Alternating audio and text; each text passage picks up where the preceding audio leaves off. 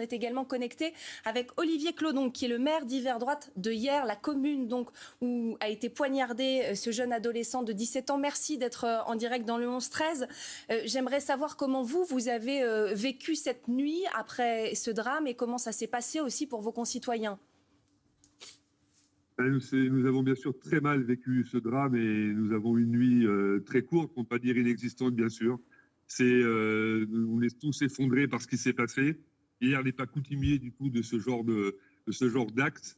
Voilà, vous avez une rixe qui, ça a été très bien dit dans votre reportage, des jeunes qui s'invectivent, des bandes qui, par réseaux sociaux interposés, se provoquent. Et puis arrive malheureusement ce qui est arrivé hier, c'est-à-dire un regroupement, une vingtaine d'individus environ, des courses-poursuites, une vingtaine d'individus armés, et c'est ça qui est terrifiant et qui est de plus en plus régulier maintenant. C'est-à-dire qu'il y avait hier sur les jeunes avec des bâtons, il y avait au moins un avec un couteau, puisque malheureusement la victime a été tuée d'un coup de couteau. Il y avait des jeunes avec des mortiers, voilà, que des mineurs. Et tous armés, qui étaient là pour en découdre. Donc c'est ça qui est nouveau. Mais je voudrais bien sûr avant tout avoir une pensée pour la victime et pour sa famille que j'ai vue hier soir et qui était dans une détresse absolue, comme on peut l'imaginer. Ouais, on imagine évidemment leur émotion et la détresse dont vous venez de parler. Comment vous expliquez qu'une telle chose puisse arriver hier? Vous nous disiez, ma ville n'est pas coutumière de ce genre de rixe, de ce genre de fait. Comment vous expliquez que ça ait pu arriver?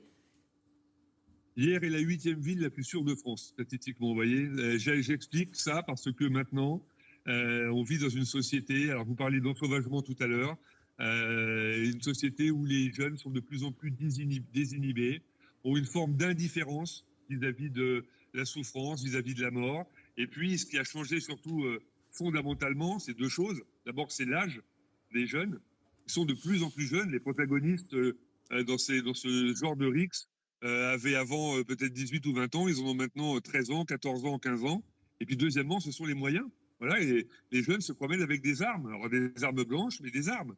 Donc on se promène avec un tournevis, on se promène avec un couteau, et on en fait usage spontanément. C'est ça qui a changé. Et ça, je pense que maintenant, plus personne, il faut se dire que plus personne n'est à l'abri de ça dans notre pays, dans notre société. Donc c'est la première chose qu'il faut constater. Et puis la deuxième chose, c'est ce sentiment quand même d'impunité, il faut le dire.